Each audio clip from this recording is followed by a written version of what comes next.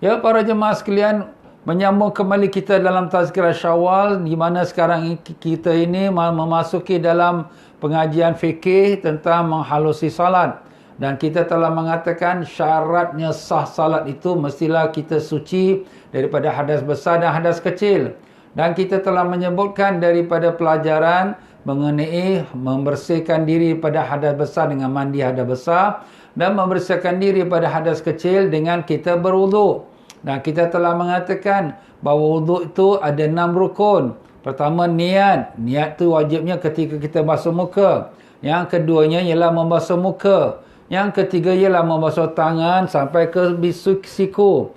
Yang keempatnya ialah menyapu kepala. Sekurang-kurangnya 3 helai rambut dibasahkan. Dan yang kelimanya membasuh kaki sampai ke buku lali. Dan yang keenam tertib. Ikut susunan, jangan tonggang terbalik. Jadi itulah dia 6 rukun wuduk. Dan kita pun telah menyebutkan tentang sunat-sunat dalam wuduk yang telah kita sebutkan 15 perkara. Dan kita juga telah menyebutkan perkara yang membatalkan wuduk. Jadi perkara membatalkan wuduk ialah keluar sesuatu daripada 2 jalan. Maknanya kentut ke, buang air besar ke, buang air kecil ke, atau apa pun keluar daripada 2 kemaluan itu. Maupun duit siling ke, ataupun cacing ke, pokoknya apa saja keluar daripada 2 jalan itu, maka batallah wuduknya. Keduanya ialah, iaitu dia menyentuh kemaluan dia dengan tapak tangannya. Tapak tangan ialah yang bersentuh 2 tapak tangan, itulah nama tapak tangan. Jadi kalau bukan tapak tangan kau belakang, tak kira, tak batal. Kalau di antara 2 jari ataupun jari-jari, tak batal sebab dia bukan tapak tangan.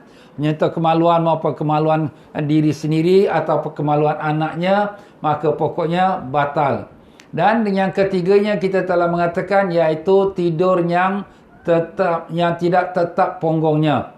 Tidur yang tidak tetap ponggongnya. Jadi kalau ponggongnya itu tetap, tak bergerak, kerana bila dia duduk ponggong duduk bersila tu, ponggongnya tu telah menutup akan lubang duburnya, maka angin tak boleh keluar. Jadi kalau dia berdengkur pun sekalipun tetap tidak batal. Tetapi kalau sekiranya dia tidur itu tidur yang tidak nyenyak, di mana dia tidur bersandar tetapi tak nyenyak, atau tidak berbaring, tidak nyenyak, dia boleh dengar lagi suara orang bercakap tapi tak faham, maka itu belum nama tidur yang dimaksudkan. Jadi tak batal kalau tidur yang tidak nyenyak itu. Dan yang keempatnya ialah itu gila, hilang akal. Jadi kalau sekira orang tu hilang akal, pitam, maka dengan itu, maka dia menjadi batal lah wuduk dia. Dan yang kelimanya ialah menyentuh lelaki dan perempuan kulit dengan demi kulit tanpa lapik wanita yang halal nikah. Jadi kalau wanita yang haram nikah, tidak batal wuduknya. Siapakah dia wanita yang haram nikah? Dia ada 3 sebab wanita yang diharamkan nikah. Sebab pertama ialah kerana keturunan. Maknanya darah, ada talian darah. Siapa tu talian darah? Mak bapaknya. Daripada mak bapaknya pergi pada datuk, nenek, sampai ke atas, ya. Dan demikianlah daripada anaknya, anak, cucu, cicit sampai ke bawah. Dan daripada adik-beradiknya, adik-beradik, abang, kakak, dan semua anak-anak abang, kakak sampai ke bawah. Itu semuanya tidak batal. Jadi kalau kita sebagai seorang bapa saudara, kita ada anak saudara sebelah abang, sebelah kakak, itu anak saudara kita tak batal dengan kita sebab dia ada talian darah dengan kita. Itu pertama. Yang keduanya, sebab yang menjadikan kita haram nikah ialah dengan sebab susuan. Susuan tu misal kata kita menyusu dengan seorang ibu, maka kita menjadi anak susuannya, maka kita sudah dikira sebagai satu daripada anggota familinya. Maknanya kita tak boleh nikah dengan mak bapak susuan, dengan adik-beradik sesuan, dengan datuk nenek sesuan, dengan anak-anak saudara sesuan. Sama macam pertalian darah. Jadi siapa yang ada menyusu dengan orang yang di mana susuan tu lebih mengenyangkan lebih daripada 3 kali, ada dalam riwayat kata lebih daripada 5 kali, maka jadilah dia anak susuan, maka dia tak boleh kahwin dengan adik-beradik susuan dia. Dan yang ketiga daripada yang menjadi sebab kita diharamkan nikah ialah apabila kita ada perkahwinan. Bila berlaku perkahwinan, maka ibu ayah mertua kita, maka haram kita nikah dengan dia. Walaupun kita ceraikan anaknya, tapi kita haram nikah dengan mak bapak mertua kita. Dan demikian juga, kita haram nikah dengan anak-anak menantu kita. Jadi kalau sekiranya anak kita dia berkahwin dengan seseorang lelaki atau perempuan, maka kalau dia ceraikan sekalipun, haram kita nikah dengan bekas anak menantu itu. Jadi inilah bapa mertua, mak mertua dan anak menantu. Lain daripada itu, kita tidaklah diharamkan nikah. Umpamanya, iaitu bapa mertua kita, dia ada seorang isteri pula. Isteri itu bukan mak kepada kita punya isteri. Jadi maknanya mak tiri lah. Maka dengan itu, mak tiri ataupun kita kata isteri pak mertua itu, maka dia tak termasuk dalam hukum perkahwinan yang diharamkan nikah. Jadi maknanya boleh nikah. Cuma tak boleh nikah pada masa tersebut, tetapi boleh nikah kemudian. Dalam masalah tak boleh bernikah ni, dia maksudkan haram nikah tu yang tak batal wuduk, haram nikah selama-lamanya. Tetapi kalau haram nikah sementara, itu batal wuduk. Seperti kita dengan ipar duai kita, kita dengan kakak isteri kita, kita dengan abang kepada suami kita. Mereka ini ipar kita. Kita tak boleh kahwin dia sekarang kerana kita masih beristrikan adiknya atau bersuamikan abangnya. Tetapi kalau kita bercerai, cerai hidup atau cerai mati, boleh kita nikah dengan ipar kita. Jadi itu ipar, dia tetap hukumnya haram kita bersalaman dan haram kita muka aurat depannya kerana mereka termasuk orang yang halal nikah walaupun tidak pada masa tersebut, tapi dia harus bila berlaku sesuatu yang telah kita contohkan tadi. Maka saya sebutkan ini kenapa? Kerana saya pun dapat terima beberapa soalan-soalan mengenai tentang batal wuduk, sentuh orang ini, sentuh orang ini. Jadi ini saya terangkan. Jadi itulah dia tentang tuan-tuan dan puan-puan, tentang batal wuduknya bila kita menyentuh seseorang lelaki atau perempuan tanpa lapik. Tanpa lapik maknanya tanpa beralas. Kalau dia ada alas, misal kata ada kain dia beralas, maka di sini tak batal ya. Jadi dengan itu kita fahamlah. Dan yang dinamakan bersentuh tu iaitu kulit dengan kulit. Adapun kalau sentuh kuku dia atau gigi dia atau rambut dia, maka itu tidak membatalkan. Ya, selesai daripada kita menyebutkan tentang perkara berwuduk. Nah, sekarang kita akan masuk sedikit tentang mengenai perkara yang dilarang terhadap orang yang tak ada wuduk. Jadi kalau orang yang tak ada wuduk, maknanya orang yang berhadas kecil. Apakah perkara yang diharamkan atas orang yang berhadas kecil? Pertama, dia tak boleh salat. Maupun salat tu salat wajib atau salat sunat atau salat jenazah, tak boleh dia lakukan salat. Jadi itu orang yang dalam berhadas kecil. Dan keduanya, dia tak boleh menyentuh Al-Quran. Jadi kalau sekiranya Al-Quran yang ada di depan dia atau meja dia, kemudian dia nak sentuh Quran, tak boleh, haram. Kenapa? Sebab dia tak ada wuduk. Sentuh pun tak boleh. Begitulah dia ya tuan-tuan. Tapi kalau dia beralas ya, misal kata dia ada alas, kemudian dia sentuh alas tu tak apalah sebab dia tak sentuh direct. Kalau sentuh direct, itu tak boleh. Dan demikian pula yang dilarang atas orang yang berhadas kecil, maknanya yang tak ada wuduk, baik lelaki atau perempuan, membawa Al-Quran. Membawa Al-Quran, diangkat Quran. Diangkat Quran. Ini haram. Baik orang lelaki atau perempuan yang tak ada wuduk, haram. Tak boleh diangkat Quran. Tapi kalau dia angkat kitab tafsir. Kitab tafsir tu ada campur Quran dengan bahasa yang menerangkan maknanya, tafsirnya. Maka di sini kalau sekiranya tafsir tu lebih banyak daripada Qurannya, harus dia niatkan, aku angkat kitab tafsir. Jangan dia niatkan, aku angkat Quran. Tapi kalau sekiranya sama banyak Quran dengan tafsirnya, ada khilaf ulama tentang harus ataupun tidak. Jadi lebih baik ditinggalkan. Begitu juga kalau sekiranya kita angkat beg. Di mana kaum ibu ataupun siapa-siapa kaum bapa, dia pergi nak belajar agama, ya, dia letakkan Quran dalam bagnya. Kemudian dalam bagnya itu adalah barang-barang lain seperti telekong, ya, atau buku-buku agama yang lain. Jadi kalau sekiranya dia niatkan angkat beg buku-buku, angkat beg telekong, itu harus. Tetapi kalau sekiranya dia niat aku angkat Quran, haram kalau sekiranya dia tidak ada wuduk. Jadi kita kena betulkan niat kita tu. Jadi kalau kita angkat bakul ke atau beg ke dalam Quran, kita letakkan niat aku angkat beg. Dalam tu ada telekong, ada buku lain, ada ya apa-apalah barang-barang yang lain. Itu caranya kalau sekiranya kita mengangkat sesuatu dalamnya ada Al-Quran. Kalau dalamnya ada kitab tafsir, kita tak apalah sebab memang kita dah sebut tadi, boleh kita angkat kitab tafsir. Demikian pula kalau sekiranya anak-anak kecil, yang di mana anak kecil yang belum memayyiz, umur setahun, 2 tahun, ya, dia buka Quran, maka wajib kepada ibu ayah yang melihat melarangnya. Kenapa? Jangan sampai kehilangan penghormatan kepada Quran. Yalah kalau anak ni buat main, ya, sebab dia budak lagi. Tapi kalau anak ini dia angkat Quran bagi mak, dia tahu mak dia nak baca Quran, tak apalah. Tapi kalau anak tu yang sudah memayyiz, yang sudah berakal, mana dah faham lah apa orang cakap, dia boleh, maaf kata, kencing berak pun dia boleh istinja sendiri, itu dia bolehlah pegang Quran. Walaupun dia tak ada wuduk kerana dia belum lagi hukum mukallaf. Mukallaf tu apa? Orang yang akil, yang baligh. Belum lagi dia berakal. Kalau dia berakal pun belum baligh lagi. Baligh umurnya mungkin 15 tahun baru dia baligh.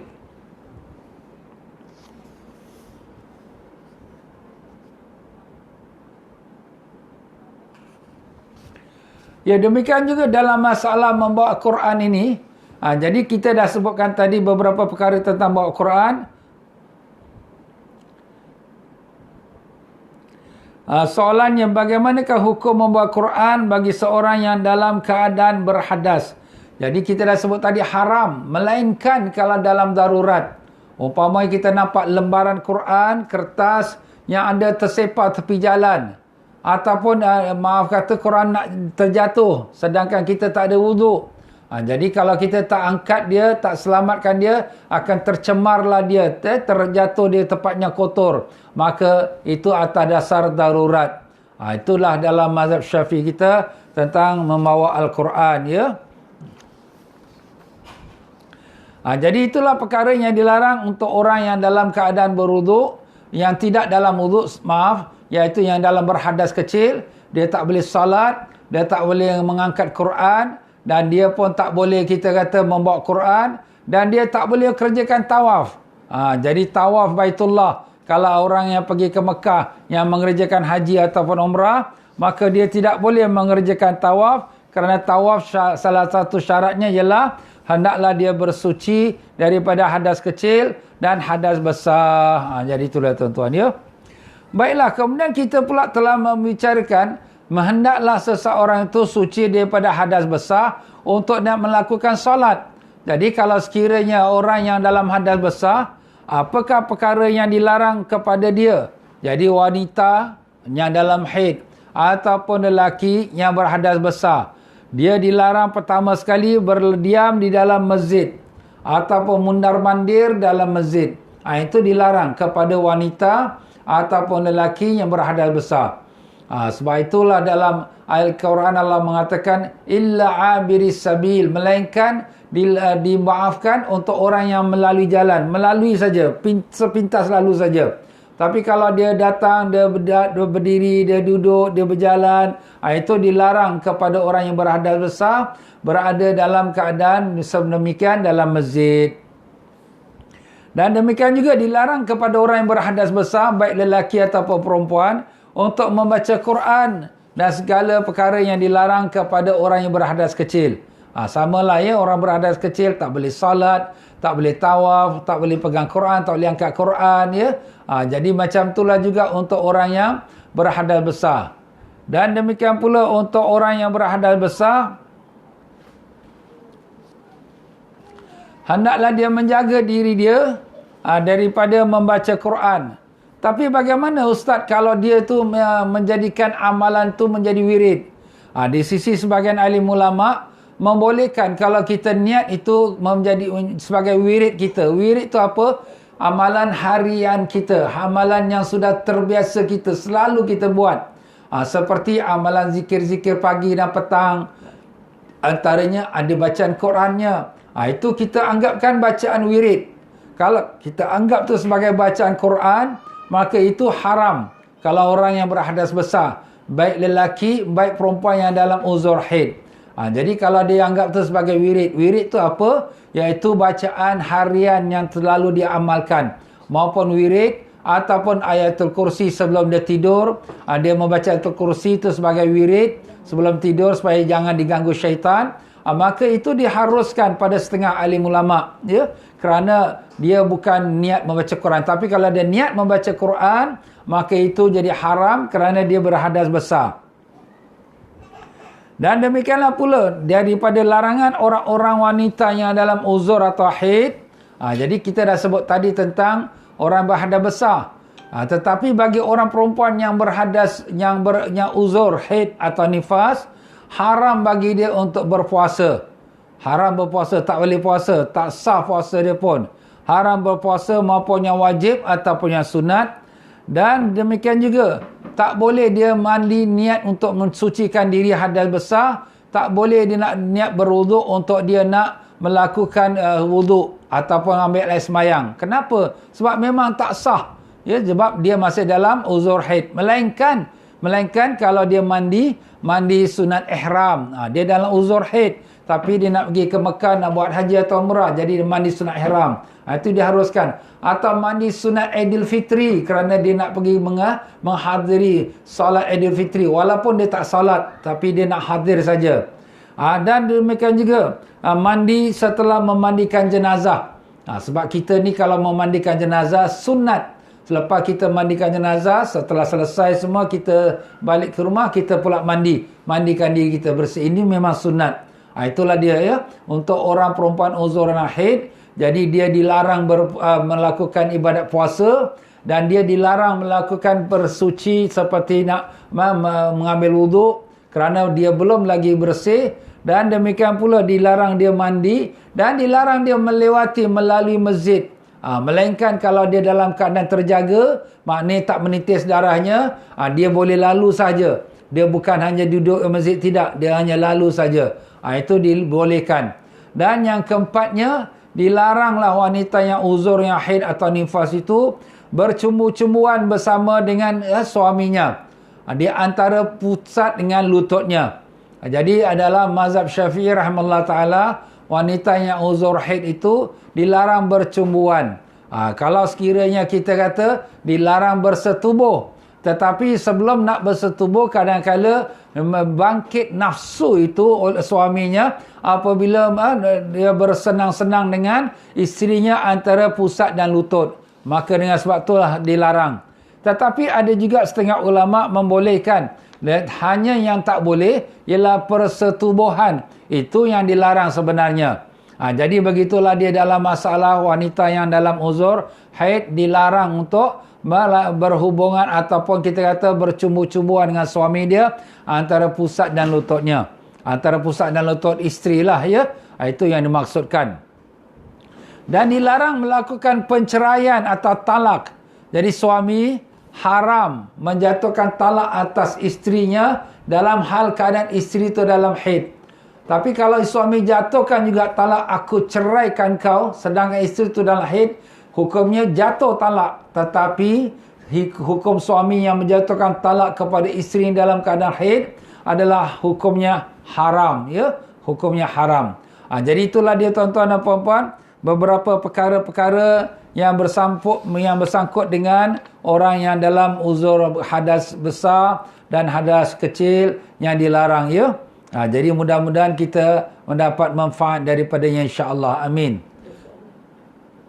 Ya, demikianlah tuan-tuan dan puan-puan rahimakumullah, kita telah menyebutkan tentang syarat suci, syarat untuk solat ialah suci daripada hadas besar dan hadas kecil dan suci daripada najis.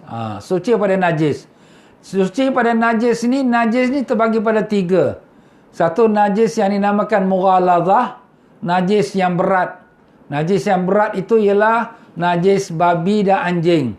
Maupun badan dia, ataupun air liur dia, atau kencing dia, atau tahi dia, maka semua tu adalah kira najis mughallazah. Jadi kalau kita tersentuh kepada badan anjing atau babi, na'udzubillah, dalam keadaan basah tangan kita ataupun basah badannya, maka kita wajib mensucikan dia. Mensucikan dengan 7 jenis air. Dengan 7 air. 7 air itu mana 7 gayung air. Dan salah satu daripadanya dicampur dengan tanah. Jadi tanah, kita ambil tanah liat kita campurkan dalam satu gayung dan kita kocakkan dia dan kita jiruskan kat mana yang kita tersentuh badan anjing itu, dan kemudian diikuti dengan 6 air, kita jiruskan dia berturut-turut dan selesailah itu. Itu cara mensucikan daripada najis mughallazah. Mughallazah tu mana yang berat. Dan ada juga najis yang namanya najis mukhaffafah. Mukhaffafah tu maknanya yang diringankan. Najis yang diringankan ini ialah air kencing anak lelaki yang bawah umur 2 tahun, yang tak makan melainkan hanya susu sahaja, susu ibunya atau susu ibu susuan. Jadi kalau anak lelaki di bawah 2 tahun, dia pun dia tak makan apa melainkan hanya susu saja, susu ibu, maka di sini dia kencing kepada badan kita atau baju kita, kita cuma ambil air, kita renjis-renjiskan dia, hilangkan dia punya warna bau dia, sudah cukup. Ini pernah berlaku pada diri Nabi kita Rasulullah SAW. Tetapi syaratnya dia hanya makan susu saja. Ya, susu yang daripada manusia, susu ibu dia atau susu pada ibu yang menyusukan dia. Sekarang ini kita banyak memberi susu yang bukan daripada manusia. Susu pada lembu ke, ataupun susu kita katakan susu tin ke apa. Itu semua adalah merupakan bukan dia punya yang memenuhi syarat. Jadi kalau kencing budak macam tu kenalah basuh seperti basuh kencing orang dewasa. Ada pun budak perempuan tidak ada beza, sama macam orang dewasa. Kenapa Ustaz dibezakan budak lelaki dengan budak perempuan? Sebab sudah menjadi tabiat orang, kebiasaannya lebih senang, lebih suka kepada anak lelaki. Khususnya pada zaman orang-orang Arab zaman jahiliyah, mereka lebih senang kepada anak lelaki, lebih suka pada anak lelaki. Kalau ada anak lelaki mereka timang-timang, angkat-angkat suka. Tapi kalau anak perempuan tu kurang sikit minatnya. Itulah yang menjadi sebab kenapa diringankan kepada kita kalau anak lelaki itu kencing. Tapi yang bawah 2 tahun lah ya. Kalau anak perempuan bawah 2 tahun, maka minum susu saja, tak ada yang lain pun hukumnya sama macam orang dewasa. Dan ketiganya ialah najis mutawassitah, najis pertengahan. Pertengahan tu maknanya orang-orang biasalah. Kencing berak kita manusia atau haiwannya yang biasa, itu semua namanya najis mutawassitah. Najis mutawassitah ni terbagi pada 2, iaitu najis hukmiyah dan najis ainiyah. Wah, Ustaz banyak sangat, pening nak hafal susah. Tak apa, ini semua kita rekod di dalam FB. Tuan-tuan boleh buka nanti bila-bila masa, boleh ulang balik. Dalam nanti YouTube pun kita akan masukkan, jadi tuan-tuan boleh ulang balik, tak apa. Ini kita terangkan jadi tuan-tuan boleh tahu. Alhamdulillah. Maaf ya, alhamdulillah. Jadi tuan-tuan boleh tahu hukumnya. Jadi kalau najis hukmiyah tu hukum. Pada hukum tu ada najis tapi pada mata tak nampak. Jadi kalau sekiranya kita mengatakan najis tu wajib kita hilangkan 3 sifat najis. Warna, bau dan rasa. Memanglah orang tak rasa, tapi andai kata kalau dirasa. Jadi warna, bau dan rasa wajib dihilangkan. Jadi kalau najis itu terbagi pada 2, najis mutawassitah yang pertengahan. Misal kata kencing budak dah lebih pada 2 tahun atau bawah 2 tahun tapi makan macam-macam. Jadi dia kencing di atas lantai. Tetapi kerana matahari dan cuaca, kencing dia kering dah. Dah tak nampak dah. Warna, bau, rasa pun tak ada. Macam mana Ustaz? Hukumnya tetap dia adalah najis kerana dari segi hukum tadi memang ada kencing kat situ. Jadi kalau macam tu apa kita nak buat? Kita kena jiruskan air dia. Lalukan air. Kalau boleh air tu dilalukan, tarik sampai ke keluar. Itu yang bagusnya. Tapi kalau sekarang kalau rumah kita besar, nak lalukan air kat tengah-tengah rumah dia kencing macam mana? Jadi ini menjadi satu problem. Jadi apa kita buat? Kita tuangkan air atasnya, kita lapkan dia, ambil air lagi, tuangkan atas dia, lapkan dia. Jadi sekira-kiranya kita mengurangkan density kencing itu. Jadi tadi bekas kencing itu ada 100%. Tuangkan air dah jadi 50%. Sebab air itu dah mencairkan kencing tu. Dia lap. Kemudian ambil lagi kain yang baru pula atau kain tu dibilas. Kemudian tuang lagi air. Jadi density kencing tu dah jadi tinggal 20%. Dilapkan lagi. Kemudian ambil lagi air lagi. Kemudian kain yang lain atau kain yang tadi juga tapi dibilas. Kemudian lepas tu dituangkan air jadi dilapkan lagi. Jadi density kencing tu mungkin tinggal 2% ataupun 3%. Memang kencing tu ada kat situ juga tapi susah kita nak elakkan. Itu caranya. Kalau dapat yang bagus, kalau dekat yang tempat pintu keluar, dekat dengan pintu tandas, kita tuangkan air, kita tolakkan dia. 3 kali air kita tolakkan dia supaya itu lebih bersih lagi. Ini pun kalau sekira kita masuk ke tandas, ya. Masuk ke tandas ini pun kita kena jaga juga. Kadang-kadang kita masuk tandas tak ada pakai kasut, tak ada pakai selipar. Jadi apabila maaf kata kita keluar, kita tak tahu apa yang kita pijak. Anak-anak masuk, yang mana anak-anak kecil masuk, dia kencing mungkin berselerak. Jadi lepas tu dia keluar. Lepas tu kita pula masuk, kita pijak kencing-kencing dia. Lepas tu kita pun keluar juga. Jadi kita membawa najis.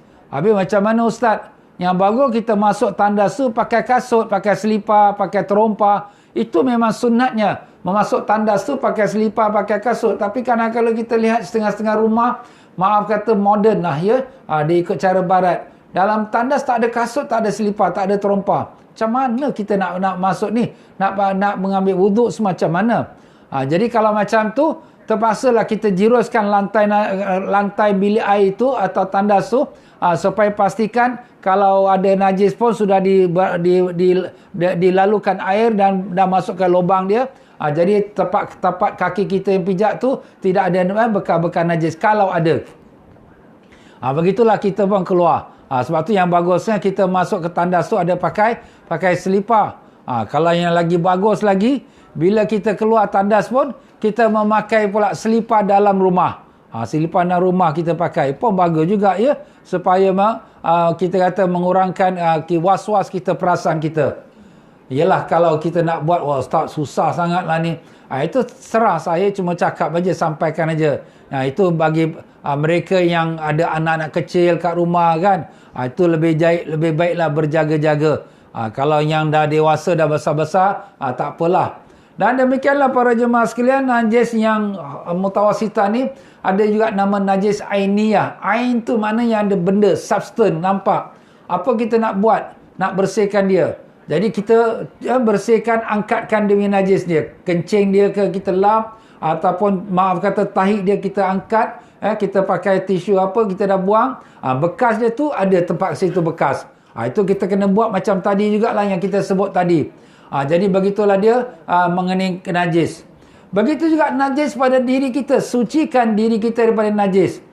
Sucikan diri kita daripada najis ni, maaf kata bila kita buang yang besar, buang yang kecil, kita pastikan tidak ada lagi sifat najis pada anggota kemaluan kita, iaitu warna, bau dan rasa. Jadi kalau warna, kita pun tak cek lah warna apa maaf kata kat punggung kita tu. Tapi bau, rasa kita pun tak tahu juga. Tapi tak mustahil kerana ada bau tu biasalah ya. Tu bau tu memang salah satu pada sifat najis. Lebih-lebih lagi kalau kita buang air besar. Jadi yang bagusnya kita pakai sabun. Pakai sabun selepas kita dah beristinja, kita pakai sabun untuk bersihkan, hilangkan warna, bau dan rasa. Maupun kemaluan depan maupun kemaluan belakang. Itu yang terbaik sekali. Ini kita usahakan supaya kita lebih bersih, kita nak menghadap pada Allah SWT. Dan demikian pula suci daripada najis pada pakaian kita. Jadi kita dah sebut suci najis. Apa tu najis kita dah sebutkan. Dan kemudian kita dah sebutkan daripada segi badan kita dan pakaian kita. Jadi pakaian kita tu hendaklah pakaian yang bersih, tak ada campuran najis. Kadang-kala kita tak cermat, ya, kadang-kala kita tak cermat dalam membasuh pakaian. Apabila kita basuh pakaian tu dalam satu washing machine dengan pakaian anak-anak kecil. Pakaian anak kecil ni, maaf sajalah, kita tahu kadang dia kencing, kadang dia berak. Jadi semua kotoran pun masuk sama. Jadi apabila dia dicampurkan dengan baju kita yang pakai semayang, kemudian oleh kerana pakaian anak-anak tu najis, dia masuk dengan dalam air yang kurang pada 2 kolah, maknanya tak sampai 1 drum minyak yang besar tu. Mana kecil lah, ya, kita punya washing machine pun bukan besar-besar sangat. Jadi kalau dah masuk situ, jadi seluruh air tu jadi najis. Dan apabila masuk pakaian si mak, si bapa pun dah jadi najis. Kita letak sabun, Ustaz. Yelah, sabun awak nampak saja cantik, awak nampak bersih, awak nampak dia punya bau wangi. Tapi dia sudah terkena najis, namanya mutanajis, yang terkena najis. Jadi kalau lepas tu kita ambil, kita pakai, kita buat semayang. Tak boleh macam tu. Sebab tu kita kena asingkan. Mencuci pakaian ibu, ayah, adik-beradik yang dah dewasa dengan anak-anak yang kecil diasingkan. Anak-anak memanglah dia tak wajib semayang. Dia pun tak tahu semayang. Tak apalah. Itu pakaian dia basuh sendiri dalam satu washing machine. Lepas tu nak bila basuhkan pakaian mak bapak dia, bilas washing machine tu, jalankan air, dan kemudian lepas tu masukkan air yang baru, dan kemudian basuh pula pakaian mak bapak. Ataupun kalau kita nak jimatkan air, ataupun kita nak jimatkan sabun, kita basuh pakaian mak bapak dulu. Tapi pastikan pakaian mak bapak pun tak ada najis. Habis kalau ada bernajis ke apa, kita bilaskan dulu. Bilaskan kat luar. Jadi dalam mazhab Syafi'i rahimahullah ta'ala, mencuci najis sewajibnya kila kita melalukan air. Jadi kita lalukan air tu di bawah paip, kita pun lalukan air, jadi mana najis tu sudah dibersihkan, kemudian lepas tu barulah kita masuk washing machine. Jadi mana-mana kain baju yang masuk pun tidak lagi terkena najis. Jadi kita kena pastikan demikian. Dan demikianlah setelah kita basuh mak bapak punya pakaian, kemudian ada lagi air sabun tu kan, baru nak masuk baju anak-anak kecil lah, tak apalah. Sebab anak-anak kecil ni dia bukan ada hukum suci pada najis, ya. Dia bukan nak pakai semayang, tu membersihkan dia sajalah. Jadi begitulah dia tuan-tuan, membersihkan pakaian kita. Jadi kalau kita masuk ke tandas, kita jaga, kita masuk tandas masjid ke, tandas rumah ke, ya. Kemudian kain kita terkena pada lantai tandas, yang kita tak tahu ada apa bekas najis ke tak ada. Baik yang kita bilaskan dia. Dan kalau boleh kita angkatkanlah pakaian kita tu, jangan sampai terkena lantai kepada toilet kita ataupun tandas kita. Dan suci daripada tempat semayang kita. Kita semayang, tempat semayang kita ada najis, tak sah kita semayang. Habis macam mana, Ustaz? Kita kena sucikan tempat semayang kita tu. Macam mana kita nak sucikan? Yalah, kita semayang tempat yang bersih lah. Dan kalau boleh kita ada siap tikar semayang kita. Bila kita semayang, kita bentangkan tikar semayang. Kat bawah tikar semayang tu kita tak tahu ada apa. Mungkin ada tai cicak, mungkin ada bulu kucing, kita tak tahu. Tapi bila kita dah bentangkan tikar semayang, jadi kita semayang atas tikar semayang suci, itu sudah dikira sah. Walaupun bawah dia mungkin ada tai cicak, walaupun bawah dia ada bulu kucing. Mengenai bulu kucing ni, kita biasalah setengah-setengah orang dia pelihara kucing. Dia sayang pada kucing. Tak salah. Sayang pada kucing memang sifat baik, kerana itu pun sifat sahabat Nabi yang bernama Abu Hurairah, bapa kucing, kerana dia suka pada kucing. Tetapi kita kena tahu hukum dia. Kucing ialah binatang yang haram dimakan. Apabila binatang haram dimakan, maka bulu dia itu suci. Melainkan binatang yang haram dimakan, anjing babi, bulu dia itu najis. Anjing babi ni najis, hidup dan mati tetap dia najis. Tapi kalau sekira bulu kucing, ya, bulu harimau, bulu singa, dia tu haram dimakan. Tapi tak najis. Boleh pegang badan harimau, boleh pegang badan singa kalau beranilah. Tak najis. Habis tangan kita basah, Ustaz. Tangan kita basah pun tak apa, tak najis. Tangan kita basah pegang kucing, tak najis. Sebab dia lagi hidup. Tetapi bila dia sudah mati, namanya bangkai. Bangkai adalah najis. Jadi kalau kucing dah mati, bangkai dia adalah najis. Harimau singa dah mati, bangkai dia adalah najis. Begitulah pula kalau sekiranya bulu dia tercabut. Kalau bulu yang tercabut, apabila dia masih hidup, bulu dia atas badan dia suci. Tapi bila bulu dia sudah tercabut daripada badan dia, maka bulu ini dikira najis. Kenapa Ustaz? Sebab dia daripada binatang yang haram makan. Kalau dia mati, hatta kalau disembelih pun, tetap hukumnya bangkai. Tetap hukumnya najis. Sebab tu hukum dia najis. Jadi apa Nabi SAW bersabda, apa yang terputus daripada badannya haiwan yang haram makan, maka itu adalah bangkai. Jadi maknanya bulu kucing ni bila terputus pada badan dia, maka dia adalah bangkai. Bangkai itu najis. Jadi kalau kita semayang, dia melesek kat kita punya kain kita. Ini kucing ni memanglah sifat dia tu sifat manja. Suka menzahirkan manja dia. Dia bersandar kat kaki kita. Kena pula kain kita, kena pula telekung kita. Habis Ustaz, macam mana Ustaz? Kalaulah bulu dia tersangkut kat kain kita, maknanya bulu dia sudah membawa najis pada kain kita. Jadi sini, kalaulah sedikit dimaafkan. Tapi kalau banyak, dia dihukum najis. Macam mana pula yang sedikit dan yang banyak? Dalam bahasa Arab, kalau sekira satu dia panggil mufrad, single. Kalau dua dia panggil musanna, dua. Tapi kalau tiga dia panggil jamak. Jamak tu apa? Banyak. Plural.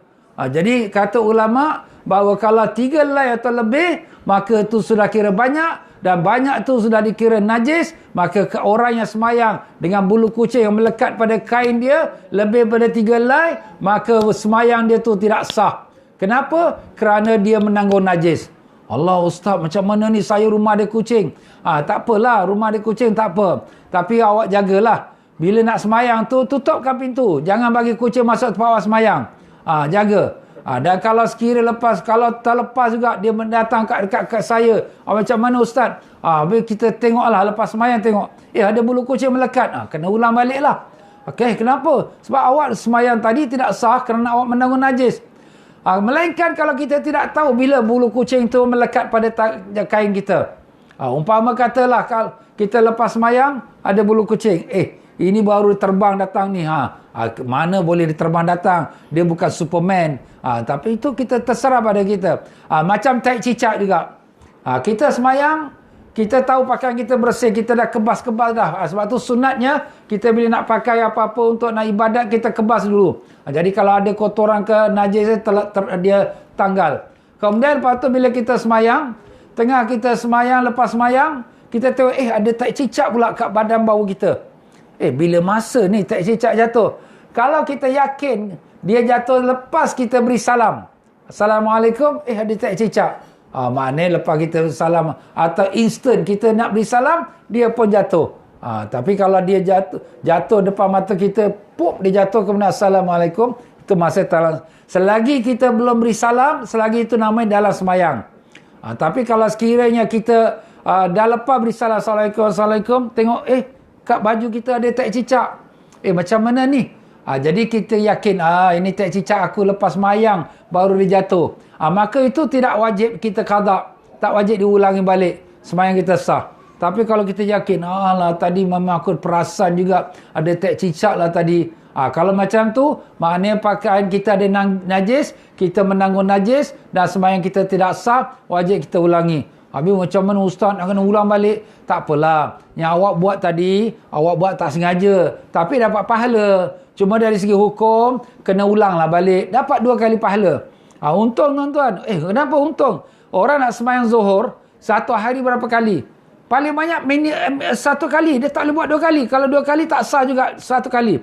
Tapi sekarang awak dah sembahyang Zuhur, dah dapat pahala Zuhur. Tapi kerana awak ulang balik, kerana ada najis, awak dapat 2 kali pahala Zuhur. Masya Allah. Kan bagus. Tapi kita tak minta lah. Tapi itulah dia kelebihan. Jadi jangan kita rasa kecil hati, kenapa ni macam ni. Kalau kita semayang, tempat sejadah kita tu ada tai cicak. Macam mana Ustaz? Ada tai cicak dekat sejadah saya ni.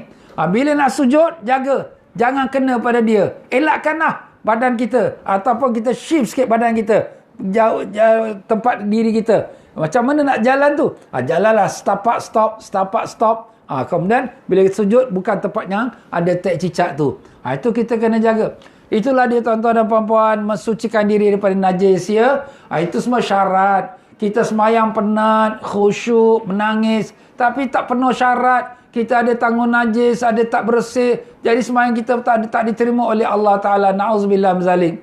Ya, itulah dia tuan-tuan untuk pengajian kita petang ini, insya-Allah. Kita sambung lagi dengan pengajian kita pada besok hari petang ya. Biar tuan-tuan dan puan-puan rahimakumullah, nampaknya kita punya menghalusi solat ni, bukannya mudah nak habis juga ni. Ya, makan masa juga. Jadi permintaan daripada setengah kawan-kawan ni, kalau boleh Ustaz teruskan ajalah. Ya, kita punya tazkirah Syawal ni, pelajaran fardu ain ini. Jadi insya-Allah lah, saya pun fikir macam tu jugalah. Akan saya teruskan juga selagi Allah bagi sihat walafiat, yang nyawa di kandung badan, kita teruskan saja untuk mudah-mudahan dapat manfaatnya. Habis orang bekerja tu bahagian masing-masing lah. Kalau dia kerja balik, dia boleh buka FB saya, dia boleh tengok juga. Sebab apa? Bila saya dah sampaikan ni dah recorded. Bila dah recorded, masuk dalam FB, dan kemudian kita akan upload kepada YouTube. Dan insyaAllah tuan-tuan boleh ikuti juga bila-bila dah senang ya. InsyaAllah tuan-tuan dan puan-puan, itu sajalah untuk pengajian kita pada hari ini mengenai syarat-syarat nak solat, dan kita akan sambung lagi dalam pelajaran besok. Dengan itu saya minta maaf banyak ya.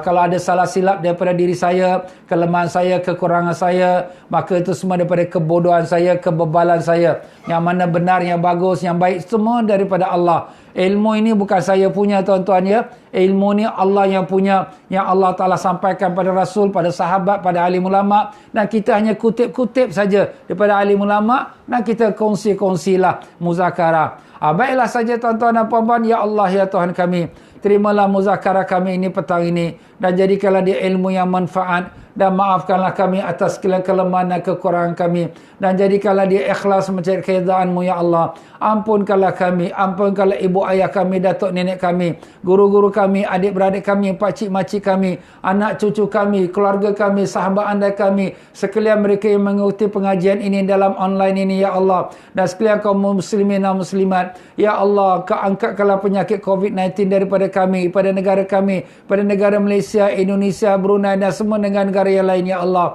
Ya Allah, ya Tuhan kami, kurniakanlah kami iman dan taqwa, matikanlah kami semendalam Islam, dalam husnul khatimah, dan kurniakanlah kami mendapat barakah syafaat Nabi Rasulullah SAW yaumul qiyamah. Himpunkanlah kami dengan ibu ayah kami, datuk nenek kami, adik-beradik kami, anak cucu kami semua, dan murid-murid kami, dan semua mereka yang bersama kami, bersama-sama dengan Rasulullah sallallahu alaihi wasallam, mendapat barakah dan syafaat baginda Nabi sallallahu alaihi wasallam. Rabbana atina fid dunya hasanah wa fil akhirati hasanah wa qina azabannar. Wa sallallahu ala sayyidina Muhammad wa ala alihi wa sahbihi wasallam. Alhamdulillah rabbil alamin. Subhanakallahumma bihamdika asyhadu an la ilaha illa anta astaghfiruka wa atubu ilaik. Wabillahi taufiq wal hidayah. Wassalamualaikum warahmatullahi wabarakatuh.